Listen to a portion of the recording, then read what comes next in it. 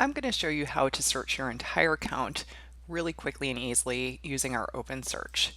The open search bar is located on every page of the website, and you can see it here. It has the magnifying glass.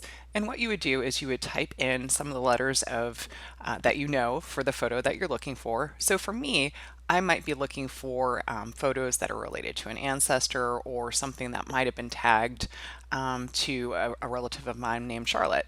So I'm going to go ahead and I'm going to start typing in LOT because sometimes she's called Lottie.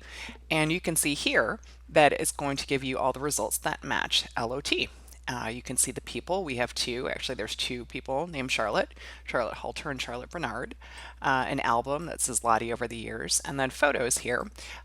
One has Lottie's sister and some other information. Another one is about Charlotte Halter, and this one, the CDF pilot, was pulled up because it has LOT as part of the name of that file.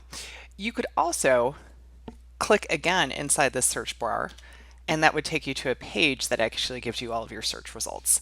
So that's one other way that you'd be able to look at those.